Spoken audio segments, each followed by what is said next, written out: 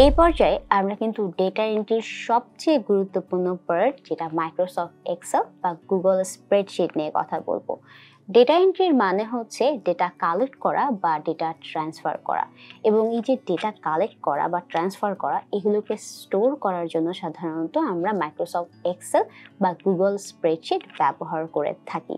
তো চলুন আমরা আর কথা না বাড়িয়ে আপনাদেরকে নিয়ে যাই আমাদের স্ক্রিনে এবং আপনাদের সাথে পরিচিত করিয়ে দিই মাইক্রোসফট এক্সেল এই সফটওয়্যারটিকে।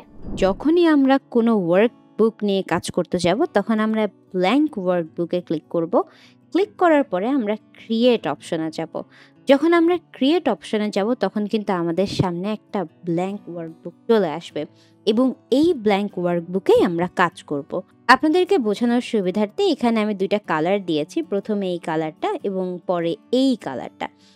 এটাকে সাধারণত আমরা বলে থাকি হচ্ছে রো, এবং এটাকে আমরা কলাম বলে থাকি। এটা আপনি যদি এক্সেলে কাজ করেন তাহলেই কিন্তু এখানে দেখলেও আপনি বুঝতে পারবেন যে আপনি যদি ইনসার্ট অপশনে যান, আপনি দেখতে পাবেন যে এখানে দেখাচ্ছে যে রো কোনটা এবং কলাম কোনটা, যেটা আসলে আমরা যখন কোনো কিছু ইনসার্ট করব তখন আমরা দেখতে পাবো। এখানে আমরা অলরেডি একটা ছোট্ট ফরম্যাটিং আপনাদের জন্য করে রেখেছি, এবং এই ফরম্যাটিংটা আপনারা যদি দেখেন, একদমই প্রথমে serial number, name, location, website, phone number, email, এই সকল কিছু দেওয়া আছে। যদি আমরা এই টেক্সটগুলোর মধ্যে ফন্ট পরিবর্তন করতে চাই, তাহলে আমরা এখানে এসে ফন্টে ক্লিক করলে এটার মধ্যে ফন্টটা পরিবর্তন হয়ে যায়, এবং যদি আপনি ফন্টের সাইজটা বাড়াতে চান, কমাতে চান, তাহলে কিন্তু এখান থেকেই এই দুটো অপশন রয়েছে। পাশাপাশি এখানে আপনি ফন্টের সাইজ দেখেও বাড়াতে কমাতে পারবেন। এরপরে আপনি যদি এই টেক্সটগুলোকে বোল্ড করতে চান, তাহলে এখান থেকে বোল্ড করতে পারবেন, এবং যদি ইটালিক করতে চান তাও ইটালিক করতে পারবেন। এরপরে যদি আপনার টেক্সটের নিচে আন্ডারলাইন দিতে হয়, ডাবল আন্ডারলাইন বা সিঙ্গেল আন্ডারলাইন, সেগুলো আপনি এখান থেকে দিতে পারবেন। এরপর আমাদের যে বক্সটা আছে এখানে, এই যে পুরোটা একটা বক্সের মধ্যে রয়েছে, সেই বক্সটা আমরা দিয়েছি হচ্ছে এখান থেকে। অর্থাৎ এখানে অনেকগুলো অপশন আছে, আপনি চাইলে কোনো বর্ডার নাও দিতে পারেন। আবার চাইলে এখান থেকে কিন্তু বর্ডার সিলেক্ট করে অল বর্ডার দিতে পারেন, যেটা হচ্ছে পুরোপুরি আউটসাইডে দেখাচ্ছে। আবার আপনি যদি যতটুকু সিলেক্ট করবেন ততটুকু অনুসারেই কিন্তু এই যে বর্ডারগুলো বসবে। তো এখন দিলে এখানে কিন্তু বর্ডারটা বসে গেল। যদি এখন আমাদের এইটার পিছনে কালার করতে হলে এইখানে এসে আমাদেরকে এই কালারটা সিলেক্ট করতে হবে, যে পছন্দের কালারটা এটা। তো এমন কোনো কালার সিলেক্ট করবেন না যেটার কারণে আসলে আপনার টেক্সটগুলি বোঝা না যায়, এবং যদি করেনও তাহলে সেই অনুসারে টেক্সটের কালারটা পরিবর্তন করে দিবেন এখান থেকে। যেমন ধরুন এখানে অটোমেটিক দেওয়া ছিল, আপনি এখান থেকে কালারটা পরিবর্তন করে দিতে পারেন, এখানে সিলেক্ট করে সেমভাবে কালারটা পরিবর্তন করে দেওয়া যায়, এবং পিছনের যে কালারটা আছে সেটা চাইলে অন্য কালার করে দেওয়া যায়। এরপরে আমাদের যে টেক্সটগুলো আছে, টেক্সটগুলোর অ্যালাইনমেন্টটা ফিক্স করার জন্য আমরা পরের অপশনটাতে আসতে পারি। আমাদের যে অপশনটা রয়েছে এটা যদি আমরা একটু বড় করে দিই, তাহলে আমরা দেখব যে এটা কিন্তু মাঝখানে রয়েছে। বিকজ এটা এই জায়গার কারণে, অর্থাৎ টেক্সট অ্যালাইনমেন্টের কারণে। আমরা যদি এটাতে ক্লিক করতাম এটা উপরে চলে আসতো, এটাতে ক্লিক করলে এটা মাঝখানে চলে আসবে, এবং পাশের অপশনটার কারণে এটা নিচে চলে যাবে। এবং আমাদের যে টেক্সটগুলো আছে সেগুলো কিন্তু বরাবর মাঝখানে আছে। তো এটাকে যদি আমরা সাইডে নিতে চাই তাহলে এখানে ক্লিক করব, এবং মাঝখানে থাকলে এখানে ক্লিক করব, এবং সাইডে যাইতে হলে এটার মাধ্যমে ক্লিক করব। এরপরে যদি আমাদের টেক্সট যেগুলো থাকে, ধরুন আমরা এখানে ইমেল দিচ্ছি। তো ইমেলটা যখন আমরা দিচ্ছি বা ফোন নাম্বারটা দিচ্ছি, যদি এটার মধ্যে না আসে বা এটা যদি একটু সাইডে চলে যায়, ধরুন এটাকে আমরা যদি ছোট করে দিই, তাহলে বুঝতে পারবেন যে এই লেখাটা কিন্তু এখানে পুরোপুরি সুন্দরভাবে বসেনি। তো তারপর এইভাবে দেখেন এইখানে কিন্তু বসেনি। এরপরে যদি আমি এইটা ক্লিক করে দিতাম, তাহলে কিন্তু টেক্সটটা একটু নিচেও চলে আসতো, বা আমি যদি এটাকে একটু নিচে নামিয়ে দিই আপনাদেরকে বোঝানোর সুবিধার্থে, তখন কিন্তু আপনি এটা দেখতে পারতেন যে এটা কিন্তু সুন্দরভাবে এখানে বসে গেছে wrap টেক্সটের কারণে। আমরা যখন ২ টা সেলকে একসাথে, এখানে দেখেন এখানে কিন্তু ২ টা সেল একসাথে মার্জ করা এবং টেক্সটটাকে সেন্টার করা। এটার কারণ হচ্ছে আমরা মার্জ এবং সেন্টার অপশনটা ব্যবহার করেছি। এখানে আরো অনেক অপশন আছে। আপনি চাইলে মার্জ অ্যাক্রস করতে পারেন।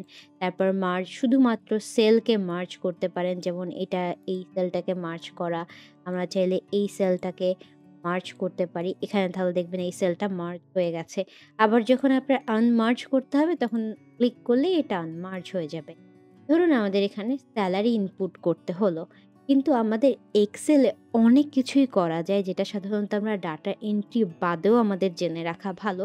যখন আমরা কোনো কিছু টাইপ করি, যেমন ধরুন এখানে আমরা 1 দিলাম, তারপরে 2 দিলাম, তারপরে 3 দিলাম।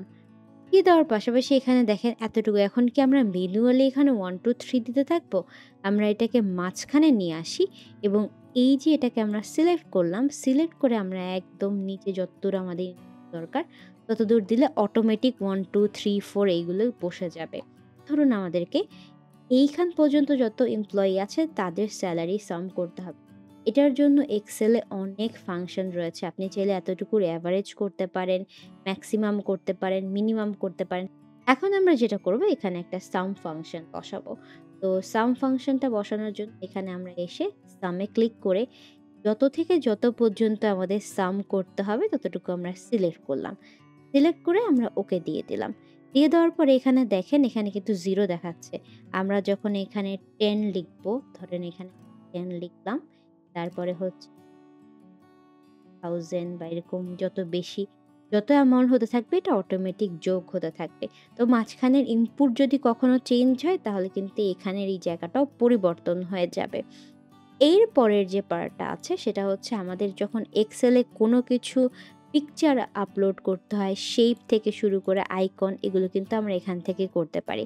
আবার অনেক সময় আমরা এখানে চার্ট অ্যাড করতে পারি, বিভিন্ন ধরনের গ্রাফ অ্যাড করতে পারি, টেক্সট বক্স দিতে পারবেন, হেডার দিতে পারবেন, যেটা আমরা ওখানে করেছি যে এখন দেখেন অটোমেটিক হেডারটা চলে এসেছে। কন্ট্রোল জেড দিয়ে আমরা আবার ব্যাক করে গেলাম। এরপরে আমরা এখানে যদি কখনো কোনো কিছু ড্র করতে চাই তাহলে এই অপশনের মাধ্যমে আমরা ড্র করতে পারবো। প্রিন্ট করার ক্ষেত্রে আপনার পেজের যে মার্জিনটা আছে সেটা অনেকেই অনেক সময় ঠিক করে নেয়। তো এর জন্য আপনি এই যে এখানে প্রিন্ট মার্জিনটা সেট করে নিতে পারবেন। এক্সেলের ওরিয়েন্টেশনটা আমরা এখান থেকে পোর্ট্রেট বা ল্যান্ডস্কেপে নিয়ে যেতে পারি এবং যদি আমাদের সাইজটা চেঞ্জ করতে হয় তাহলে আমরা এখান থেকে পরিবর্তন করতে পারি A4 থেকে শুরু করে প্রয়োজন অনুসারে। ব্যাকগ্রাউন্ডে যদি কখনো কোনো কিছু অ্যাড করতে হয় তাহলে আমরা এখান থেকে ব্যাকগ্রাউন্ড ইমেজটা অ্যাড করতে পারি। ডিফারেন্ট কাইন্ডস অফ যে ফর্মুলাগুলো সেটা এই অপশনে থাকে। আমাদের যদি কখনো কোনো ডেটা এখানে অ্যাড করা লাগে বা ডেটা ভ্যালিডেশনের কাজগুলো যেগুলো আমরা স্প্রেডশিটে দেখি, তা আমরা এখান থেকে করতে পারি ডেটা ভ্যালিডেশনের কাজ। যখন আপনি ডেটা এন্ট্রি সেক্টরে কাজ করবেন আপনার সবচেয়ে বেশি এক্সেল ফাইলটাই রাখবে। যখন আপনি ওয়েব রিসার্চ করবেন, যখন আপনি এখানে ডেটা এনে রাখবেন, আপনার ক্লায়েন্টকে সাবমিট করবেন। এতক্ষণ আমরা মাইক্রোসফট এক্সেল নিয়ে অনেক কিছুই জানলাম, কিন্তু যখন আপনি ফ্রিল্যান্সিং মার্কেট প্লেসে কাজ করবেন এবং আপনার ক্লায়েন্ট যাবে যে যাতে তার সাথে খুব সহজেই আপনি ফাইলটি শেয়ার করতে পারেন অথবা সে অন্যদের সাথে শেয়ার করতে পারে, তখন কিন্তু আমাদেরকে গুগল স্প্রেডশিট ব্যবহার করতে হবে। গুগল স্প্রেডশিটের সুবিধা এটাই যে এটা যে কোনো ডিভাইস থেকে অ্যাক্সেস করা যায় এবং এটা যে কোনো কারোর সাথে শেয়ারও করা যায়। পরবর্তীতে কিন্তু আপনি এটাকে পোর্টফোলিও হিসেবে ব্যবহার করে রাখতে পারবেন আপনার ড্রাইভে। তো চলুন আমরা এখন গুগল স্প্রেডশিট নিয়ে বিস্তারিত জানি। স্প্রেডশিট ব্যবহার করার জন্য আমরা ঠিক একইভাবে গুগল শিটে যাব। এখান থেকে গুগল স্প্রেডশিটটা ওপেন হয়ে যাবে। ঠিক এক্সেলের মতোই এখানে আপনি সব অপশনগুলো দেখলেও এটা ব্যবহারের ক্ষেত্রে আপনার এক্সেলের থেকে একটু কম কঠিন লাগবে, কারণ এই যে অপশনগুলো আছে এগুলো কিন্তু অনেক সহজভাবে রিপ্রেজেন্ট করা আছে এবং এইখানে আপনি খুব সহজেই এক্সেলের মতো ডেটা ইনপুট করতে পারবেন, বক্স ক্রিয়েট করতে পারবেন, প্লাস এখানে আপনি মার্জ করতে পারবেন যদি আপনার 2টা সেলকে মার্জ করা লাগে। অ্যালাইনমেন্ট থেকে শুরু করে সব কিছু আপনি এখানে খুব সহজেই পেয়ে যাবেন। ইভেন কি আপনি যদি কোনো কিছু লিঙ্ক করতে চান তাহলেও লিঙ্ক করতে পারবেন। আপনার ফাংশনের অপশনগুলো এই জায়গায় রয়েছে। এরপরে উপরে যে ডেটা ভ্যালিডেশন থেকে শুরু করে ফরম্যাট, কোনো কিছু ইনসার্ট করা, এই সব কিছুই আপনার উপরের অপশনে রয়েছে। যখন আমরা কোনো ফাইল শেয়ার করব, আমরা ফাইলটা শেয়ার করার জন্য এখানে শেয়ার উইথ আদার্সে যাব। আদার্সে যাওয়ার সময় ধরুন আমরা এটার নামটা এটাই রাখি। যখন আমরা এটা করব তখন এখানে এসে আমরা তাদেরকে এখানে লিঙ্ক দিতে পারবো, এনিওয়ান উইথ দ্য লিঙ্ক। তারপর ভিউয়ারের জায়গায় যদি আমরা এডিটর দিয়ে দিই তাহলে সে এডিটও করতে পারবে। কমেন্টার দিলে সে এই স্প্রেডশিটটা দেখে শুধু কমেন্ট করতে পারবে। আবার যদি শুধু ভিউ দিই তাহলে শুধুমাত্র ভিউ অ্যাক্সেসই পাবে। তখন আমরা যখন কপি লিঙ্ক দিব তখন কপি লিঙ্ক করে তাকে পাঠিয়ে দিলে সে কিন্তু অ্যাক্সেস পেয়ে যাবে। আবার যদি আমরা এই জায়গাটায় তার ইমেলটা বসিয়ে দিই তখনও কিন্তু এই ইমেলে সেই সেম অ্যাক্সেসটা পেয়ে যাবে। এখন এটাই হচ্ছে এক্সেলের সাথে আসলে স্প্রেডশিটের একটা পার্থক্য। পাশাপাশি যখনই আপনি স্প্রেডশিট বা গুগল ডক্সে কাজ করবেন, এখানে কিন্তু একটা কমেন্ট করার অপশন থাকে। অর্থাৎ আপনি এখানে কিন্তু একটা কমেন্ট করতে পারবেন যে এটাকে একটু এডিট করেন, এডিট দিস। তো আপনি যদি এটা কমেন্ট করেন, আপনার ক্লায়েন্ট যদি এটা কমেন্ট করে যে এডিট দিস, তখন আপনি এটা দেখতে পারবেন যে এটা এডিট করতে হবে। এবং এডিট করার পরে আপনি যদি এখানে লিখে দেন যে অলরেডি এডিটেড, দেন আপনার এখানে রিপ্লাই করলে দেখবেন যে আপনার ক্লায়েন্ট এটা দেখতে পাচ্ছে। যদি আপনি এডিট করে ফেলেন তখন এটাতে ক্লিক করে দিলে এখানে কিন্তু রিজলভ হয়ে যায়। কিন্তু তাও কিন্তু এই কমেন্টের হিস্ট্রিগুলো রয়ে যায়। যে আসলে এডিট হয়েছে বা এই জিনিসগুলো পরবর্তীতে এটা আসলে অর্গানাইজ থাকে। আপাতত আমাদের হাতে যেহেতু কোনো ডেটা নেই এবং আমরা কাজ করছি না এখানে, তো আমরা যখন কাজ করব তখন আমরা ডেটা ইনপুট করতে, করতে আপনাদেরকে কিছু অ্যাডভান্স ফিচার দেখাবো, যেগুলো পরবর্তীতে আপনাদের স্প্রেডশিট বা এক্সেল ব্যবহার করতে সাহায্য করবে। কিন্তু আপনারা শিখতে থাকুন এবং প্র্যাকটিস করতে থাকুন। আমি স্ক্রিন থেকে বিদায় নিচ্ছি। এতক্ষণ কিন্তু আমরা মাইক্রোসফট এক্সেল বা গুগল স্প্রেডশিট নিয়ে অনেক কিছুই জানলাম, কিন্তু আরো অনেক কিছু আমাদের শেখার বাকি রয়েছে, যেগুলো আমরা প্র্যাকটিস করতে করতে শিখব।